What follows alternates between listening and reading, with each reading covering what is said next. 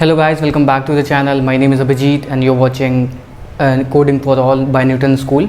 और आज हम इस पर्टिकुलर वीडियो में बात करेंगे कि वो कौन से टॉप 6 प्रोजेक्ट हैं जिनको करके आप एक अच्छी Django डेवलपर की जॉब ले सकते हो।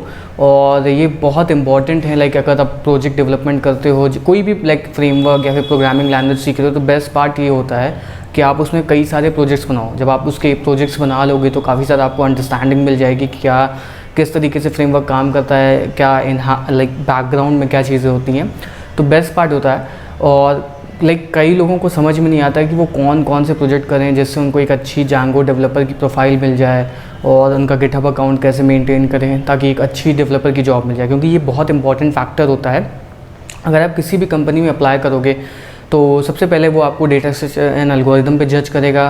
लाइक डेटा स्ट्रक्चर एल्गोरिदम पे भी तभी जब जज करेगा जब आपका रिज्यूमे बहुत ज़्यादा अच्छा होगा। और रिज्यूमे तब अच्छा होगा जब आपके खूब सारे प्रोजेक्ट्स होंगे, आपने बहुत अच्छे अच्छे प्रोजेक्ट्स करके रखे होंगे। तो इन सब चीज़ों को लाइक अगर आप कर लोगे जो मैं प्रोजेक्ट्स बताने वाला हूँ, तो डेफिनेटली आपको एक अच्छा बम्प मिलेगा और एक अच्छी जगह आप प्लेस हो पाओगे।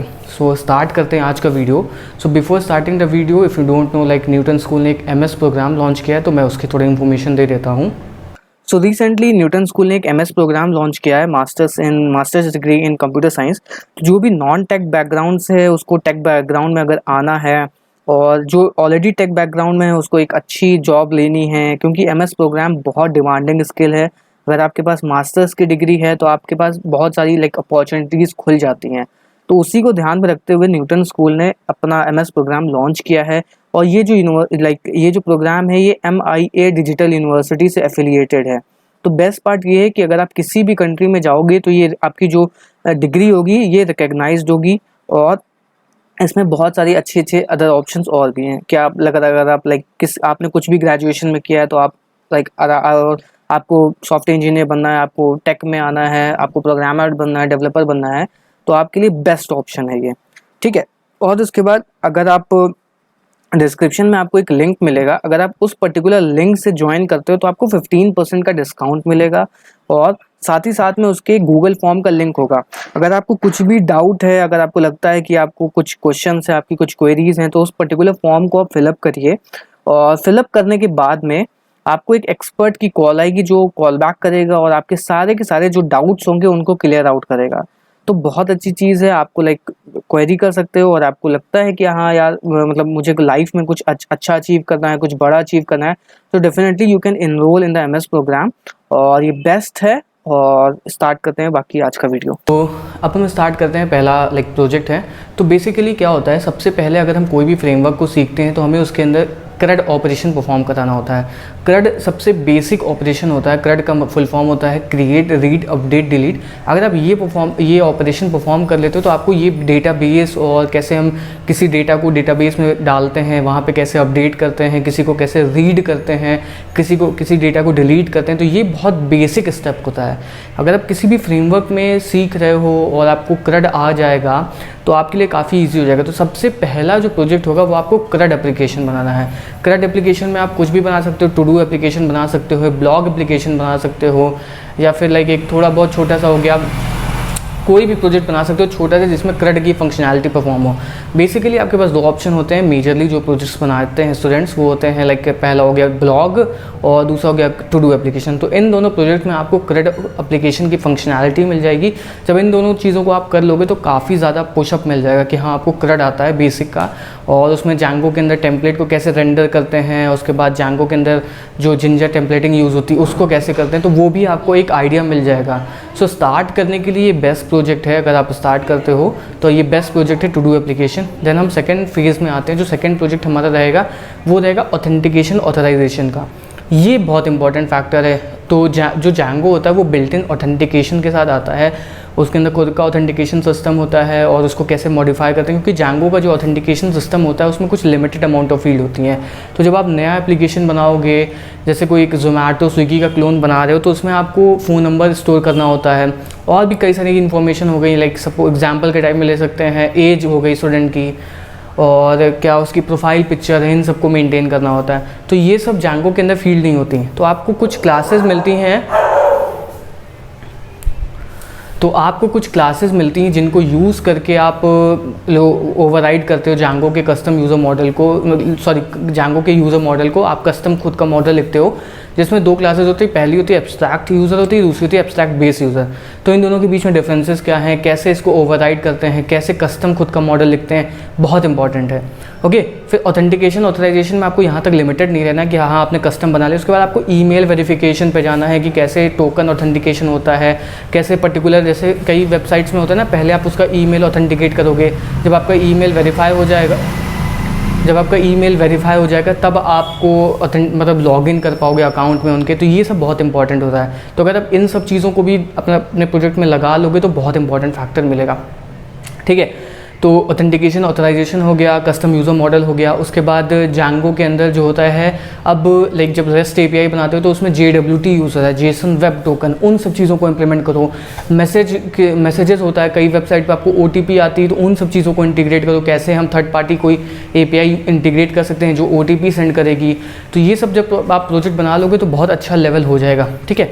तो फर्स्ट प्रोजेक्ट हो गया हमारा ब्लॉग एप्लीकेशन यानी CRUD एप्लीकेशन हो गया। दूसरा हो गया ऑथेंटिकेशन पूरा complete with custom user model, email verification, OTP verification और इन सब चीज़ों को।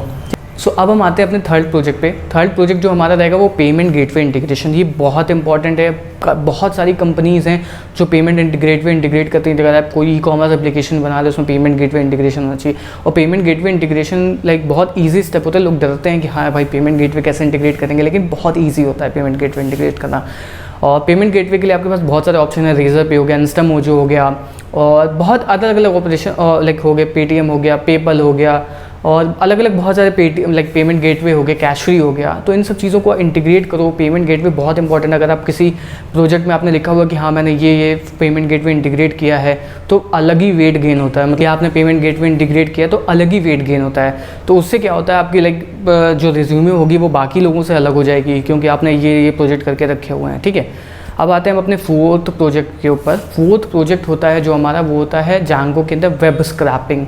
वेब स्क्रैपिंग बहुत इंपॉर्टेंट है। कई सारी वेबसाइट्स होती हैं, आपको डेटा स्क्रैप करके लाना होता है। और जांगो पाइथन इसी के लिए फेमस भी है कि उसके अंदर वेब स्क्रैपिंग हो जाती है, मशीन लर्निंग मॉडल्स होते हैं, इन सब चीज़ों की पावरफुल होती है। तो इसीलिए जांगो का भी अगर आप एक एप्लीकेशन बना रहे हो तो एक वेब स्क्रैपर बनाओ। जो सपोज दैट कोई लाइक न्यूज़ की एप्लीकेशन है तो वहाँ से वो न्यूज़ फेच करके लेकर के आ रहा हो। हर एक पर्टिकुलर टाइम पीरियड पे वो आपका पीरियोडिक शेड्यूलर रन करेगा और उससे आप लाइक वो क्या करता है, न्यूज़ आपकी फेच करके लेकर के आता है। तो वो बहुत इंपॉर्टेंट है। वेब स्क्रैपर आप बना सकते हो। वेब स्क्रैपर के बाद उसमें और भी बहुत सारी वेबसाइट होगी, जैसे लाइक आज का करंट का क्या टेम्परेचर है, आप API ना यूज़ करके एक वेब स्क्रैपर बनाओ, बहुत इंपॉर्टेंट रहेगा। अब हम आते हैं अपने फिफ्थ प्रोजेक्ट पे। फिफ्थ प्रोजेक्ट पे हम आते हैं, उसमें बहुत इंपॉर्टेंट, जैसे मैंने बताया कि आप लाइक एक वेब स्क्रैपर लिखोगे, लेकिन उस वेब स्क्रैपर को आपको हर 5 मिनट 10 मिनट में रन करना है। तो वो आप कैसे रन करोगे, उसके लिए आपके पास दो चीज़ें आती है, एक क्रॉन जॉब हो गया या फिर आपके पास हो गया सेलेरी। तो सेलेरी थोड़ा बिग पिक्चर है, आप क्रॉन जॉब से स्टार्ट करो, उसके बाद सेलेरी पे मूव करो। सेलेरी बहुत इंपॉर्टेंट है, बड़ी बड़ी कंपनियाँ यूज़ करती हैं सेलेरी को। सेलेरी एक टास्क की होता है जो अपने अंदर टास्क ले लेता है, उसको पर्टिकुलर टाइम पीरियड पर एग्जीक्यूट करता है और CPU इंटेंसिव नहीं होता है। तो काफ़ी सारी चीज़ें होती है। सेलेरी भी बहुत इंपॉर्टेंट है। सेलेरी को इंटीग्रेट करोगे तो बहुत अलग ही लेवल पे पुश मिलेगा। अब हम आते हैं अपने 6 प्रोजेक्ट पे। 6 प्रोजेक्ट में क्या होता है, वेब सॉकेट। वेब सॉकेट क्या होता है, जो नॉर्मल HTTP रिक्वेस्ट होती हैं उनसे अलग होता है वेब सॉकेट। तो वेब सॉकेट भी बहुत इंपॉर्टेंट है। अगर आप वेब सॉकेट इंप्लीमेंट करते हो, लाइक कोई नोटिफिकेशन ऐप बना सकते हो या फिर बैकग्राउंड में कोई टास्क होता है, चैट एप्लीकेशन बना सकते हो, क्योंकि वेब सॉकेट बहुत इंपॉर्टेंट है। लाइक अगर स्विगी जोमेटो भी यूज़ करते हो तो जब आप अपना फूड ऑर्डर करते हो तो तुरंत ही बिना पेज रीलोड हुए ऑटोमेटिकली आपका ऑर्डर स्टेटस पता चल जाता है, डिलीवरी बॉय कहाँ पे है ये भी पता चल जाता है। तो ये सब चीज़ें मॉडर्न एप्लीकेशन को बनाने में हेल्प आउट करती हैं और बैक एंड इंजीनियर का काम ही ये होता है इन सब चीज़ों को इंप्लीमेंट करना। तो अगर आप इन सारे प्रोजेक्ट को इंप्लीमेंट करते हो तो बहुत वेट गेन होगा। पहला प्रोजेक्ट हमारा हो गया ब्लॉग एप्लीकेशन CRUD ऑपरेशन, दूसरा हो गया हमारा ऑथेंटिकेशन ऑथराइजेशन कंप्लीट, फिर तीसरा हो गया हमारा पेमेंट गेटवे इंटीग्रेशन, फिर हमारा फोर्थ हो गया वेब स्क्रैपिंग, फिफ्थ हो गया हमारा सेलेरी या फिर क्रॉन जॉब, फिर और 6 हो गया हमारा वेब सॉकेट। इन सब प्रोजेक्ट को अगर आपने कर लिया, गारंटी के साथ कह सकता हूँ कि कोई ऐसी कंपनी नहीं होगी, अगर आपने खुद से करा होगा तो आप मतलब लेना, मतलब बहुत सारी कंपनीज़ है जो आपको रिक्रूट करने के लिए दौड़ेंगी, मतलब खुद से कॉल आने लगेंगी। आप अपनी गिटहब प्रोफाइल मेंटेन करो, इन सब चीज़ों को मेंटेन करो, रिज्यूमे मेंटेन करो, आपका रिज्यूमे भरा भरा दिखेगा कि अच्छा ये किया है, और उन चीज़ों को हाईलाइट करो। अगर आपने किसी प्रोजेक्ट में वेब सॉकेट इंप्लीमेंट किया तो वेब सॉकेट को बोल्ड कर दिया आपने। तो ये सब जो जो रिक्रूटर होता है वो बहुत सारी चीज़ें ध्यान देता है कि आपने अच्छा वेब सॉकेट यूज़ किया, अपने बैकग्राउंड टास्क के लिए सेलेरी यूज़ किया, ओह वाह, रेडिस यूज़ किया, ओहो वाह वाह। तो इन सब चीज़ों को आप इम्प्लीमेंट करो, डेफिनेटली आपको बहुत अच्छा पुशअप मिलेगा, बहुत अच्छा बम्प मिलेगा। और आई होप ये वीडियो पसंद आए। अगर ये वीडियो पसंद आए तो प्लीज़ चैनल को सब्सक्राइब करना, इस वीडियो को लाइक करना और ज़्यादा से ज़्यादा इसे शेयर करना। और मिलते हैं नेक्स्ट वीडियो में, तब तक के लिए गुड बाय, थैंक यू।